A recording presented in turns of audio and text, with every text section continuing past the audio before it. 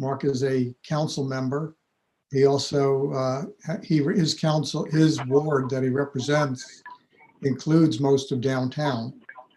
And he also is a business owner that runs a media business that promotes many of our downtown businesses. So he is strongly connected to our downtown business community.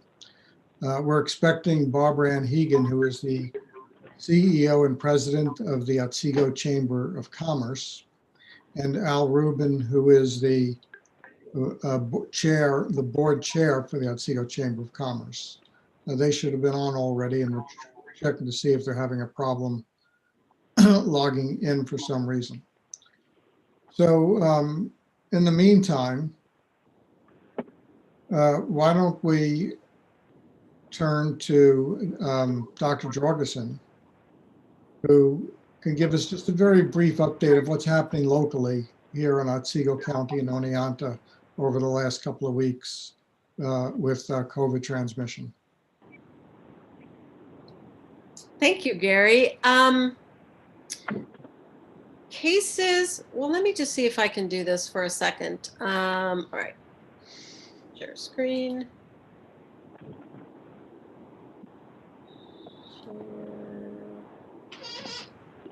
All right, are you seeing this? Yes. Okay. So here, this is since the SUNY outbreak. This is just Oneonta, not the county. The city of Oneonta cases have been running about 50% of those in the county, but for the city, you can see we were pretty low and then had this uptick early, end of October, early November, and much of that represented the small outbreak that happened in association with the Hartwick campus. And I'm glad to report the Hartwick numbers have come down, so that in the last couple of weeks, I think it's only been 1 or 2 students from either school that have contributed to this remaining low-level positivity in the city. Here's another graph that is more recent, just since the beginning of October. Again, I was worried about somewhat of an upward trend, but hopefully we're trending back down. The county overall continues to show positivity. Here's today's release from Facebook, 6 cases reported in the county. And this is the important thing to know. The number of community cases with no identifiable exposure are rising. So I think that's a bit of a concern. Since the 1st of November, there have been 83 positive cases in the county, which does represent more than we had previously. And again, of those 83, 45 have been in the city. So I'll stop my sharing now. The surrounding counties are also showing increases. Delaware County, I was concerned because I read in the local paper this week that there are currently 11 hospitalized patients from Delaware County. And what I found today, David, after you asked me to look into it, for the first time I actually spoke with the Delaware County Department of Health. And none of those hospitalized patients are actually in Delaware County because they have no hospitals with ICU capacity. That's what I was afraid of.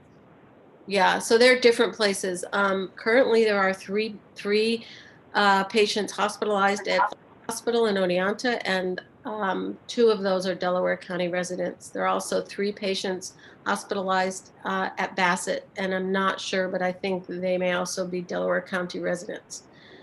There are currently 2 Otsego County residents hospitalized as well.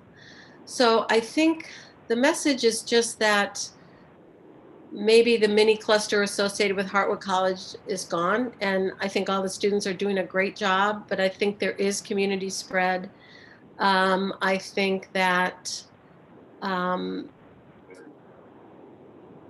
we need to continue being very vigilant. It seems that a lot of the small clusters are associated with private gatherings, are associated with restaurants and bars. On the Delaware County website, it was really interesting. They had 4 different restaurants listed where there had been known exposures. So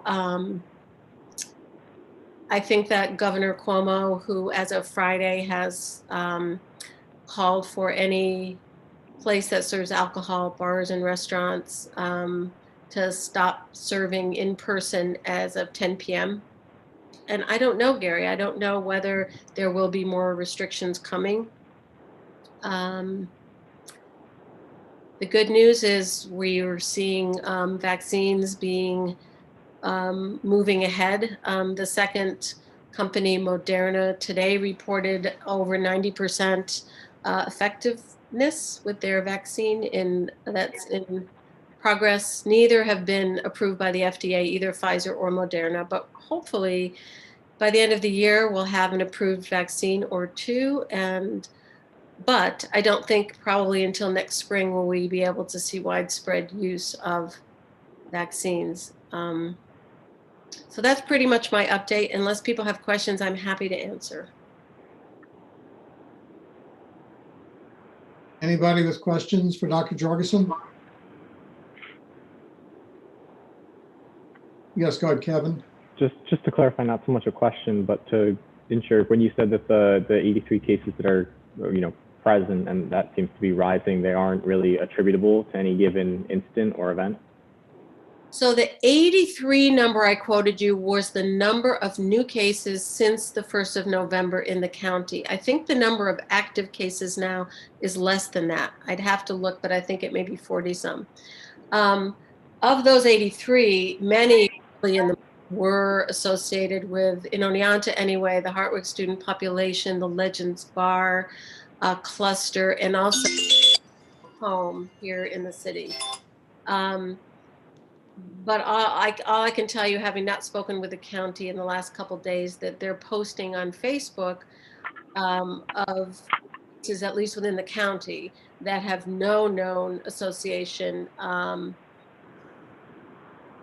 is where I got that reference from. Does that make sense? I think most of the cases we've seen here in Oneonta have been known exposures traced to somewhere.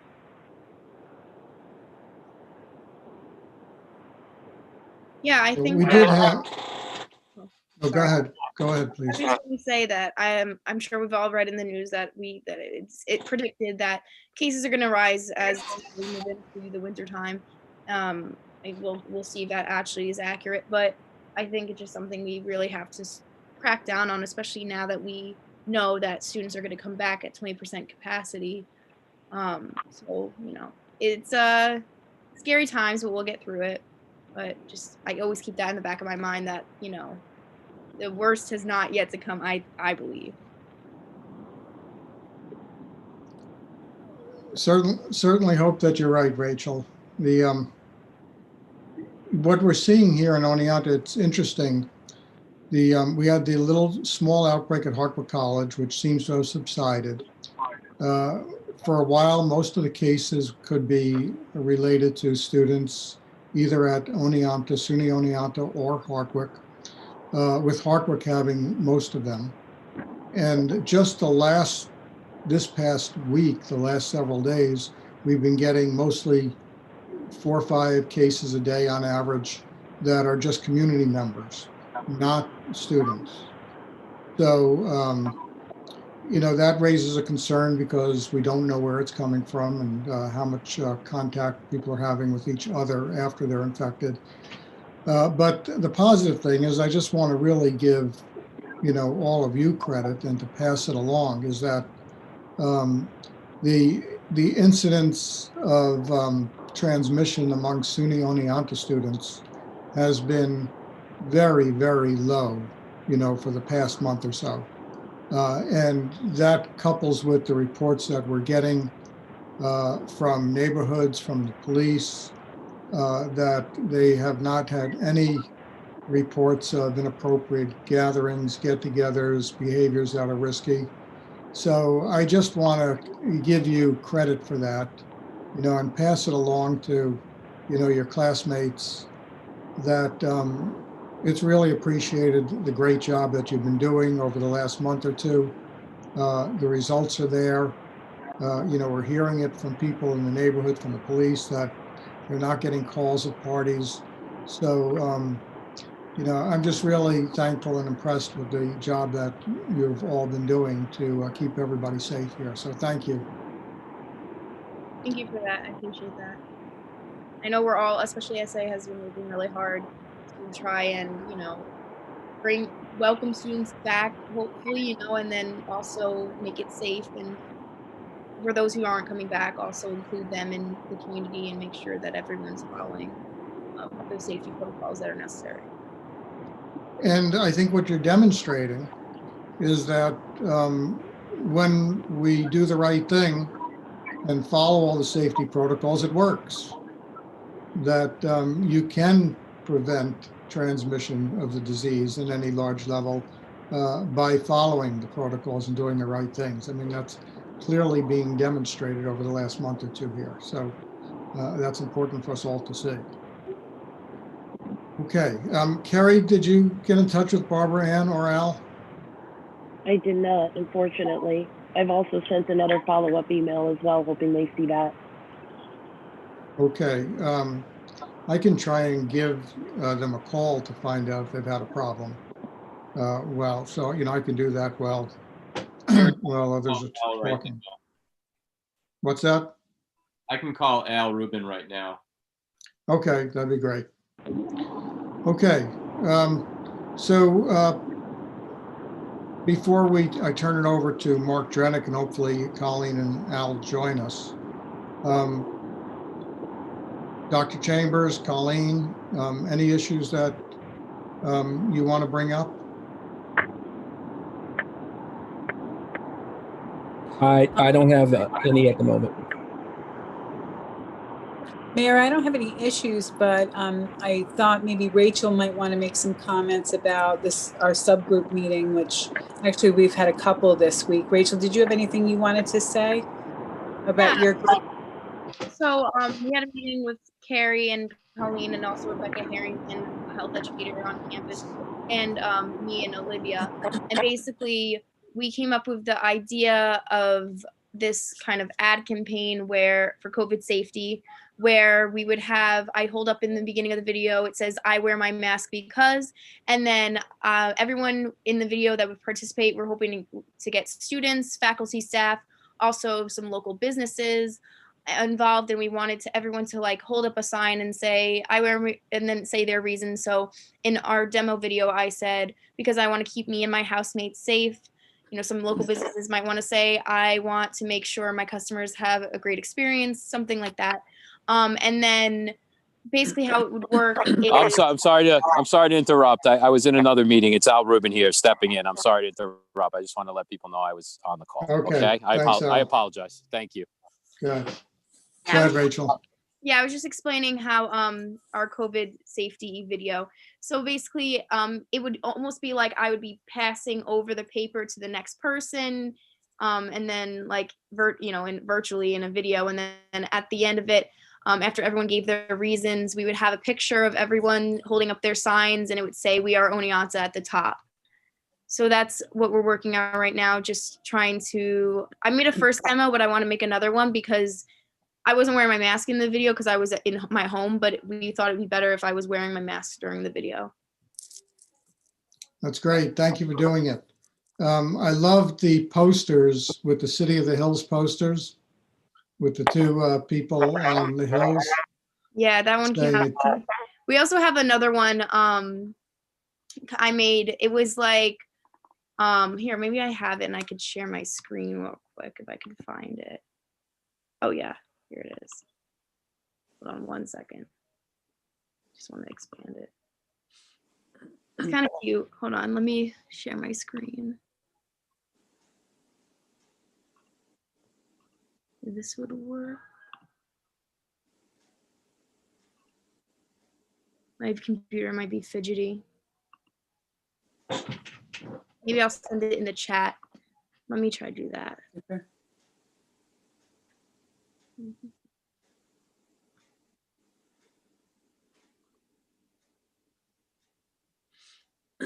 I don't know why I can't find the chat in here. I think we may have the chat disabled on our meetings. Well, I could always send it over email, but basically Okay. it's a picture of like a donkey, and it says like, did you know a donkey is 6 feet long? And then it says practice social distancing and stay a donkey apart. The idea stemmed from our president Cesare. She wanted like a bison, but I looked it up and a bison was a little bit longer than 6 feet, so we went with a donkey. But it's kind of something that sticks in your mind. It's a cute picture of a donkey too, so I'll be sure to share that over email. Great. Well, thanks for all your work on this, Rachel, and everybody else who's been working on it. It's great, great stuff. Okay. Mayor, I wanted to add Go one ahead. more thing. We are working Yeah. on some signage for the buses. So we can report out on that at one of the next meetings, but we're excited. We've got some decent content developed already. Some serious messages, but also some fun ones. So stay tuned. I'll bring it to the next meeting. Great. Oh, here it is. Practice social distancing and stay a donkey apart. That's cute.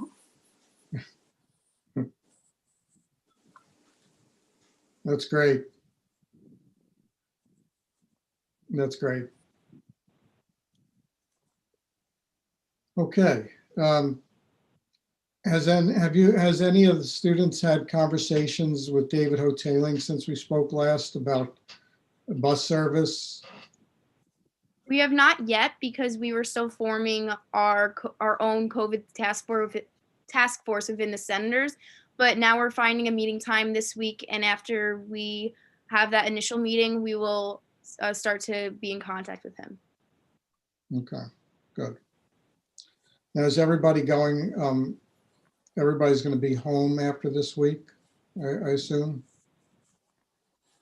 and be home until February. Is that the plan? Thereabouts. Okay. Everybody's going to come back, right? Okay, good. Okay, I'm going to turn it over now to Mark Drenick and Al Rubin. I don't know what happened to Barbara Ann Hegan. Al, is Barbara Ann going to join us? I'm unsure. I thought she originally was, but if she's not on, then I'm guessing something else must have come up. Okay. I'd like, Mark, do you want to start?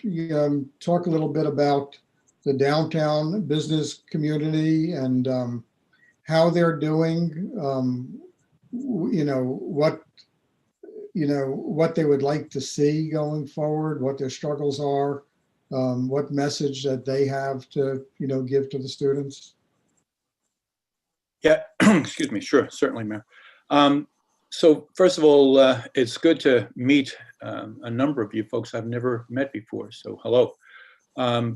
We have been working with an ad hoc, more or less, group of folks from both campuses and the retail and restaurant shopping district on a town gown committee work group. We're putting it into something like hiatus for a few months while we do some strategizing around long-term goals. But you were aware, I'm sure, all of you, of the scarecrows on Main Street and the Halloween that took place on Main Street and happened with success because of the engagement and assistance of actually Hartwick wasn't able to be a part of it, but the SUNY Oneonta students. So it's been really good interaction and collaboration with the downtown that's been happening for the last month or so. So if any of you folks were involved in that, either directly or tangentially, I want to thank you to start with, because it was a big deal. We got ourselves a lot of publicity, good press, and the point of the press, as much as anything else, was to message to the community at large and regionally that Oneonta and its downtown is a safe place to come and shop and dine.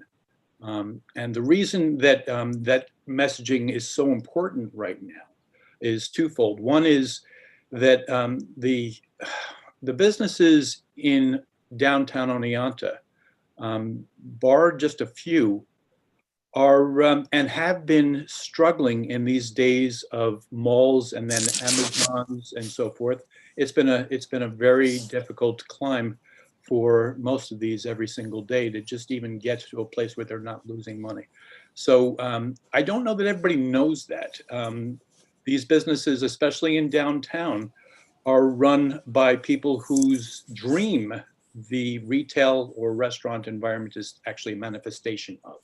It's what they decided they wanted to do with their lives, and they've invested hugely in that, and have been frustrated for years at what seems like at 2 o'clock in the morning, a disregard of the students, generally speaking, to what means so much to them in terms of the viability of their livelihoods, broken windows, things destroyed, et cetera, et cetera. So that has been a long, generations long issue. So before you guys were even thought of, some of you guys, this has been an issue.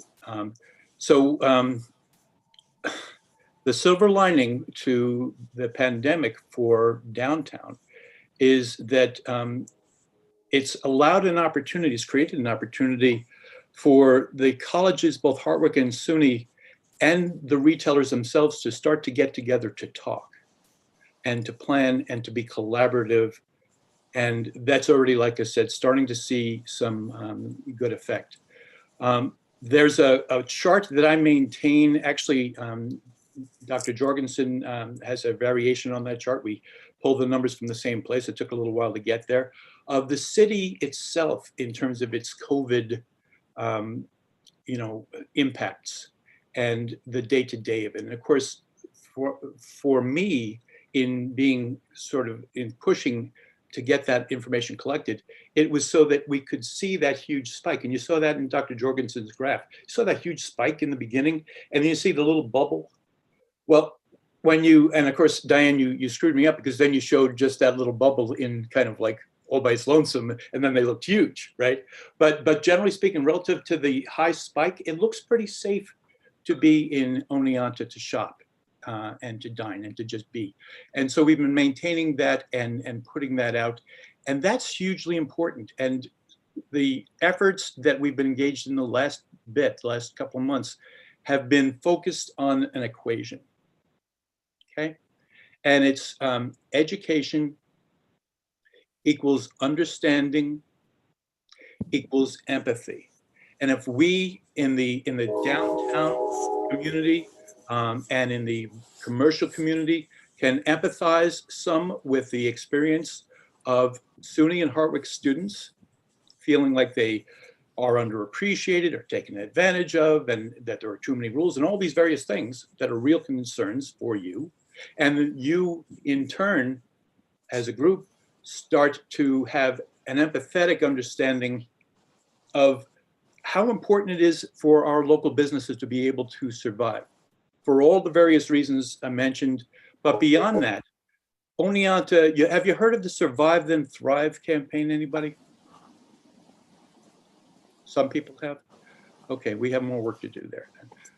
The idea with the Survive Then Thrive campaign is that we focused on trying to keep our businesses alive right now, and then have Oneonta as a place that we can bring people to, so that we have more stores, we have more stuff, and and it's a better experience for younger people as well as the people who live here. So in order to have that success, we need to have a downtown that exists, right? We can't have something dry up and blow away. So it's very important. I have to take a sip of water. It's very important that we engage you guys, you 6 that I'm looking at here and everybody else, but you guys specifically, in what happens with our downtown, because it's your downtown too. Okay, so one of the things I'd like to pitch right now, because I got you, we have a bunch of stores. We're gonna have music on the street during Christmas time. I know most of you folks won't be here, but we're gonna actually have Christmas music on the street. It's gonna be very nice. But we have very few shops that are open, and those that are open are, at risk, social distancing, restaurants, how do you sit people, all that other. but we're going to have some atmosphere on the street to encourage people to not go right to Amazon, but rather to shop downtown. So we have a lot of store windows. Here's a news flash, we have some empty stores. Did you know that? So what we'd like, I can talk to the store, to the building owners, but if we could have some of you folks that have an artistic bent and have friends within the context of your dorms or your off campus or your, whatever clubs, whatever cliques, if you have friends that are artistic and would like to, in some fashion, engage in a little bit of, again, ad hoc decoration of our windows to make it something that people might want to come down and see. And we could say this was done by SUNY and Hartwick, engaged in our community for the betterment of our community, then I'm going to feel like my time here was well spent. So if you're interested, you can email me, okay? And I think my email is on the chain here. So that's what I've got. Mara, hopefully I covered it. Yeah. Anybody have questions for Mark? Well, I just think that's a great idea. I know that I can reach out to the CSRC.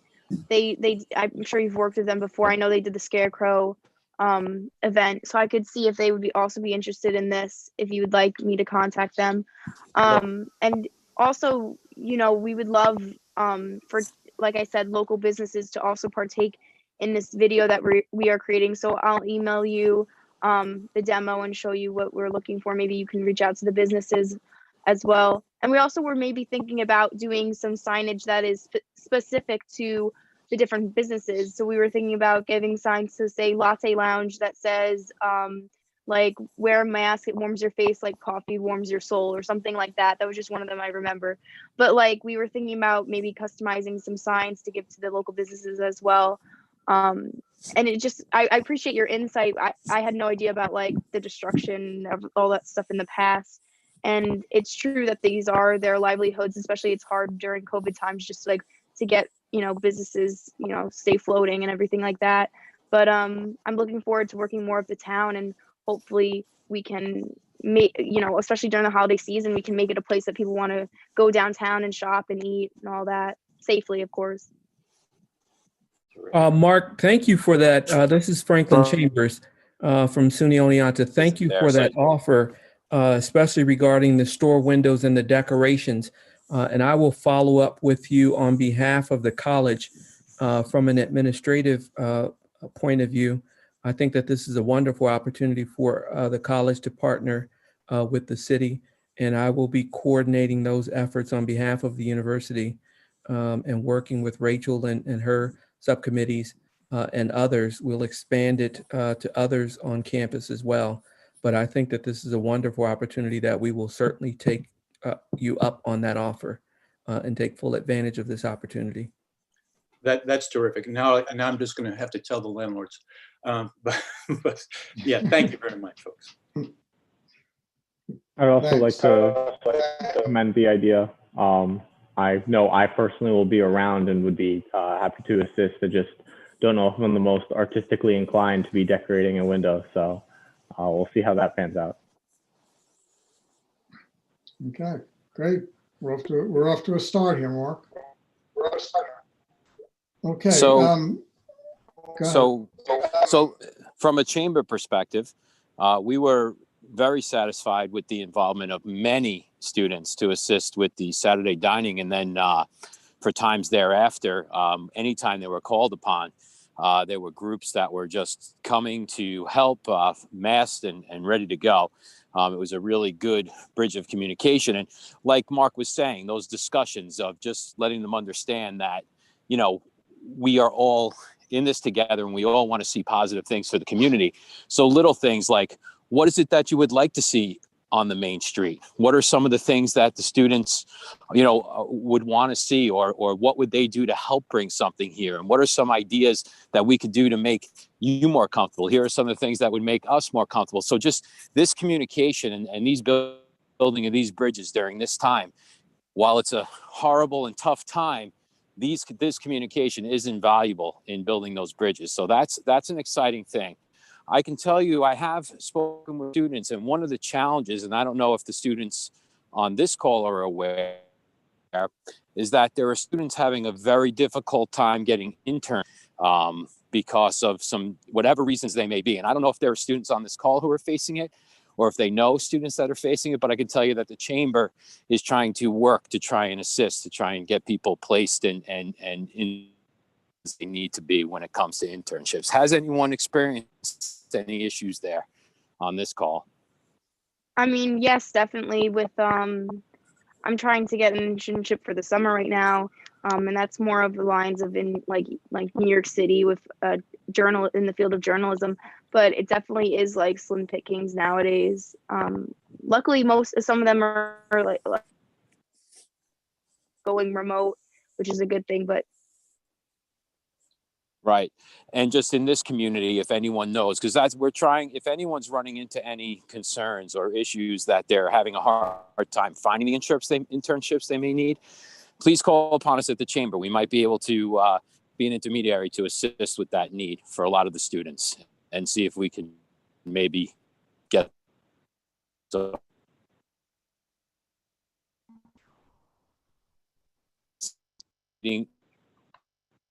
workers. There are with the right people. I think we were losing you towards the end there, Al. What happened? We were losing your voice, your audio towards the end. Oh, well, the chamber can be used as an intermediary to assist in getting people placed if they're running into any issues with finding any internships here locally or within our county. We're more than willing to assist. And like I said, we've had some people come to us with that. So we're available for that. Any other message, Al, from the broader business community that you want to bring?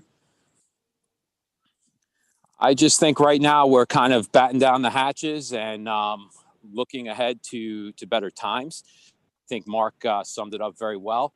I think we've come to a place now where we respect each other. We have an understanding from a student community and a local community that we are one community and that we need to just respect and have common courtesy, whether it's wearing masks. And again, the conversations that come up, what we can do to be better to each other and not judge by past notions and things of that nature, and just really try and grow our relationships. They're struggling. I mean, we have a lot of struggle. We're working very hard with our businesses to try and get them certain funds and, waiting on governmental packages to come through so that they can get some assistance they need. It's rough going from losing the students, as we know, from losing the students to losing the tourists to losing the students again. They're having a very, very hard time. So our hope is to try and keep as many of the doors open. And I think these businesses themselves, that's their goal, and they're putting a lot of blood, sweat, and tears into doing it. So we just need to think about that as we're going and shopping there or whatever it is we're doing. If we're walking on the street, and we're not wearing a mask or not doing certain things that we should be doing, we should just think about what potentially is at stake, I guess, at the end of the day. We just really need to think about how we can make sure that we can just get through this as quick as possible and get back to some sense of getting people into these locations because they're having a very rough time. Okay. I don't know if you have video, but you have a couple of hands raised. So with questions or comments for you. So I'll call on them for you if you want. Sure, I Mahim? can see other people. So. Oh, you can? Okay, good.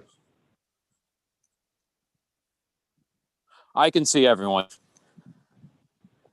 Go ahead, Mahim. I think you're muted.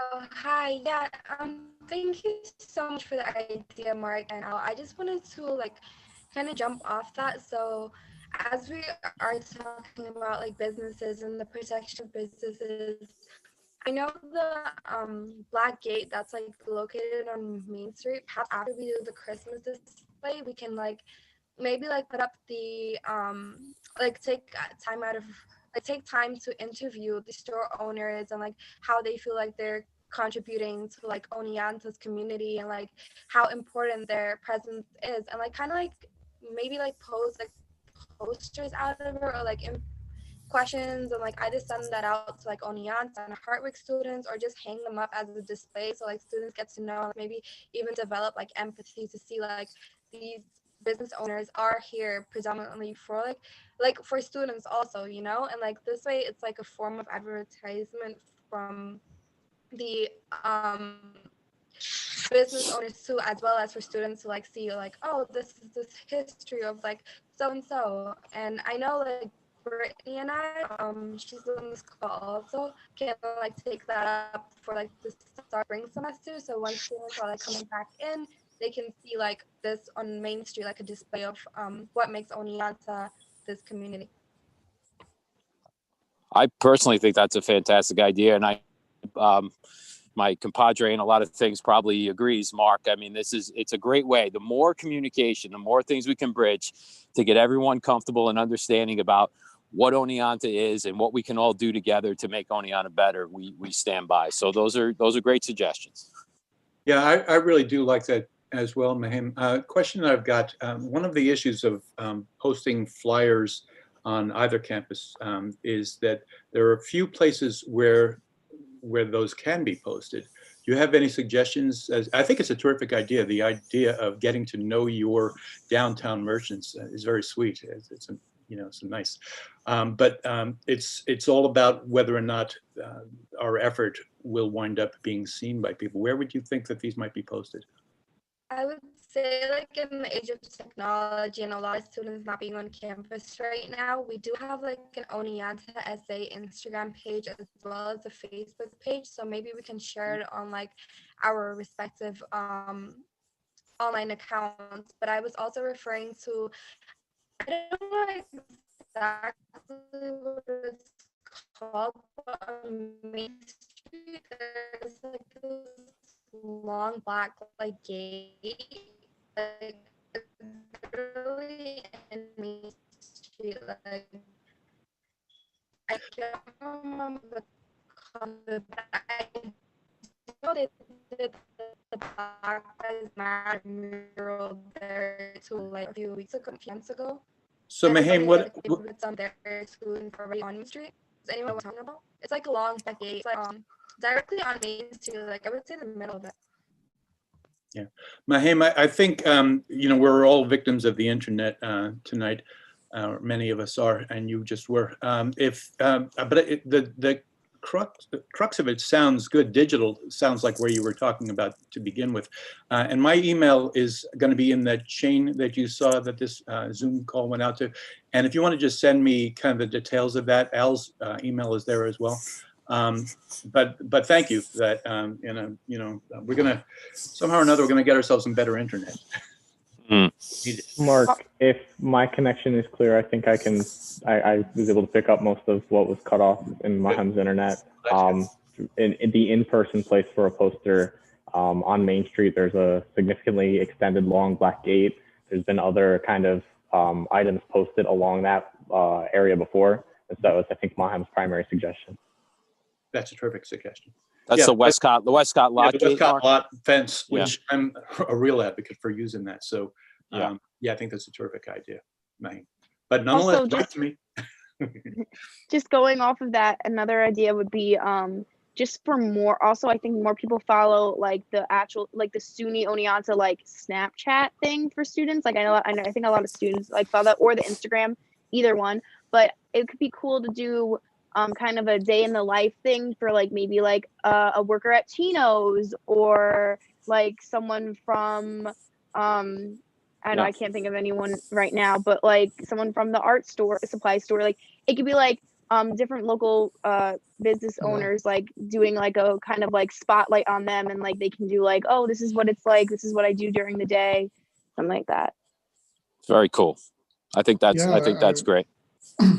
I love that day in the life idea. That's really great, particularly for some of the business owners, what they go through, what a day of theirs is like. So I think that's a great idea. Yeah. I think Emma had her hand up. Yes, hi. I was just going to say, I know the topic of internships was brought up earlier, and if anyone was having trouble with them in the town. Yes. I was actually looking for an internship, but the problem I was running into is businesses taking students remotely for the semester. So I'm not sure how that works, but that's the biggest problem I would say I'm running into. Well, if you don't want to share exactly what the internship is on this call, please send an email through the thread, exactly what you're looking for, and let us see if we can work out either an in-person placement or some type of remote placement for you to someone that would be interested. We have over 700 members and a lot of connection to even non-members within the community. So we would do our best to try and assist you with that. Okay, thank you. I think Rachel has her hand up. I was also just thinking about more ideas, like you were saying, to like bring students more into the town and get people in general into the town. And I know we were talking about like the holiday season and the window paintings along with and the music and along with like lights and stuff. That would be nice. I was also thinking, and I don't know how realistic this is or if we've done this before, but I know sometimes people do like kind of like pop-up ice rinks. Maybe that could be something we could look into, because I know a lot of students, and I believe people in general will probably have the same problem. They're just kind of bored in their houses and they don't really have much activities to do. And of course, this would need to be safe with like masks and social distancing and stuff like that. So that would have to be like worked out. But it could be a idea to like look into maybe, because I know a lot of people would like to do that. It's kind of a holiday season like classic. Good. Okay, I just, yeah, while we're talking about businesses and the local economy, I just want to make sure that you are aware how much of an integral and important part our college students play in the local economy. Besides our businesses, who greatly rely upon the presence of the colleges and are being hit very, very hard by the shutdown this year. And they are anxious to see some semblance of normalcy with students returning in the spring, hopefully, because it's hard for them to survive without the students. So they're a big part of their customer base. And in addition, even the city itself, the municipality, we are hurting badly economically from the college shutdown. You may not realize all the ways in which the college contributes, but when the dorms are full, we provide water, fresh water to the college. That's a revenue stream for us. When students are here and they're riding our buses, that's a revenue stream for us. Sales tax, which is a big part of the city's revenue, is not taking place because we don't have as many people here shopping. And the list goes on and on. So,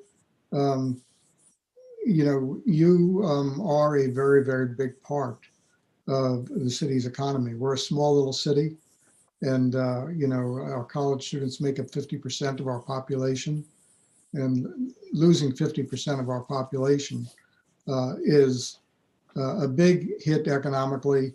And that doesn't even mention the hurt that we feel by not having the students present in terms of what they bring in energy and innovation and entrepreneurship and culture. I mean, all of those things we're all missing as well right now. So we're looking forward to a return to some type of normalcy and seeing people come back as quickly as we possibly can, but in a way that is safe, of course. Dennis, are you on? Yes, I am. Can you hear me, Gary? Yes, loud and clear. Good. Anything you want to say? Anything you want to add to this, Dennis? I'll just add that, we're all concerned about the direction the numbers are going nationally. But I think that, I have some faith that this state, once before took actions that helped things get back in the right direction. And we have some time on our side. We issued our school opening plan, and we have public forum sessions with our faculty and staff and students and parents on Wednesday. And I see a lot of potential. Franklin and I will be speaking more about his role in the weeks ahead, and really having more full-time senior seasoned attention to issues involving our students and just having them really thrive safely in downtown environment, whether they're living in the city or shopping or being social. So I think it's really important that we schedule out time to really continue to carve away at these challenges. There's so much creativity and goodwill out there, and capitalizing on that will just be great for all of us. Any requests from any of the students as to things that we in the city and the community can be doing differently in the spring when people come back?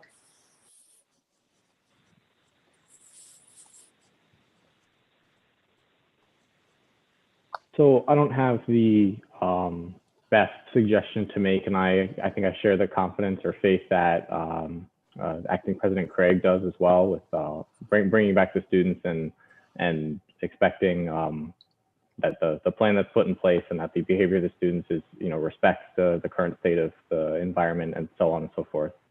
But just following through to make sure that if something like last semester does seem to begin to happen, where a specific sort of super spreader event comes up, if that's an off-campus event, that's something that the Oneonta Police Department is not only equipped to handle, but readily and actively assessing those situations in a manner that would prevent a spread from dissipating beyond that event if it were to happen. And so that's my only concern, is if the conversation's been had with you, Mayor Herzig, or the Oneonta Police Department, to make sure that they have the tools necessary to contain as much as one can an event like this past semester. Kevin, I'll be honest with you.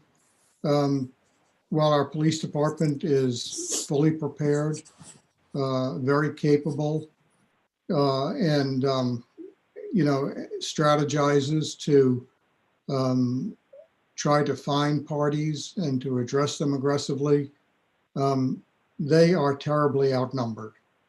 And we have thousands of college students, and we have a total of 25 members to our police department when all the positions are full. And right now, I think we have 3 or 4 empty open positions. So enforcement is important, and we do all we can with enforcement, but enforcement is not the answer, is not going to solve it. It really is, it's really culture, it's really sense of community, it's really respect, it's really people doing the right thing. Our police will do everything they can to enforce it, but the reality is they are too far outnumbered if there's going to be a large number of parties going on. And sometimes, even if it's not that large a number, they're hard to find. People are in basements, and by the time you hear about them, it's too late. So we will be doing enforcement, but if we have to rely upon enforcement as our primary tool, we won't win. We need to rely upon just a sense of community and people wanting to do the right thing in conjunction with enforcement.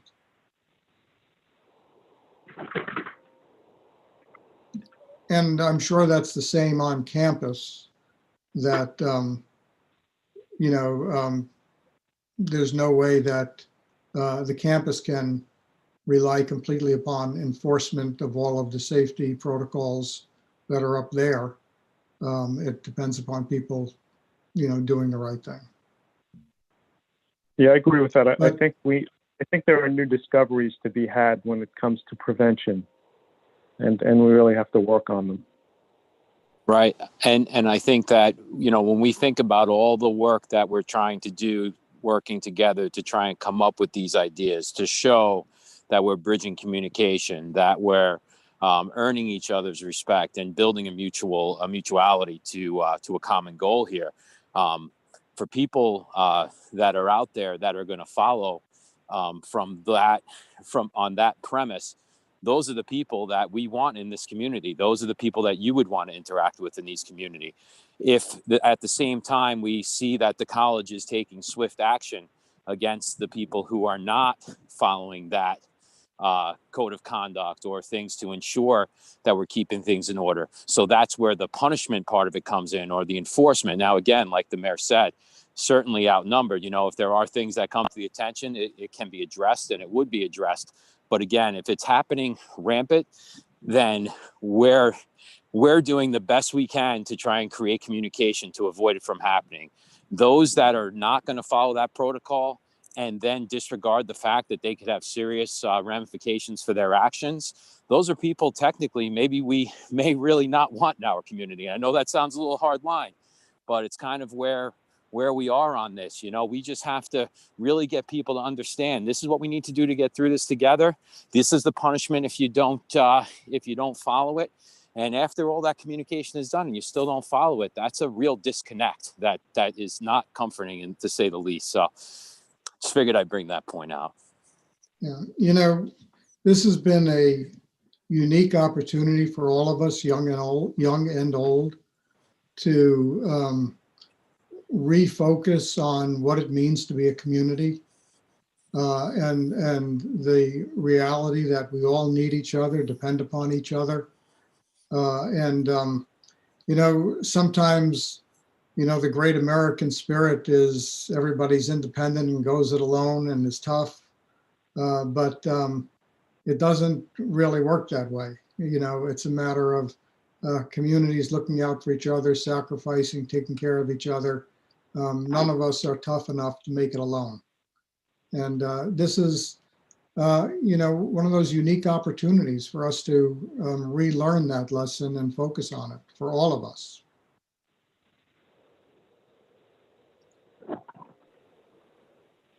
So I haven't had the opportunity to read through the full plan just yet. I know it was released earlier today, and I've been preoccupied with a couple of things, so I don't know all the details.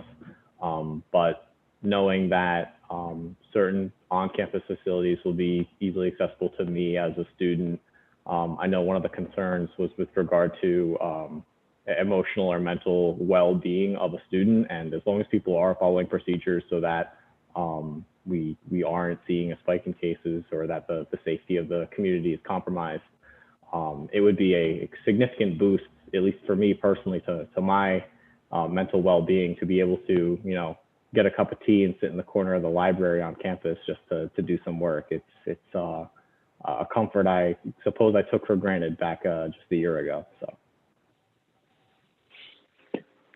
Yeah, and just to be able to, you know, walk the trails around campus and, you know, lots of things. I had an announcement I did with Gabby that hopefully everyone saw. And, you know, we're really interested in having a reinvigorated discussion about what campus activities look like.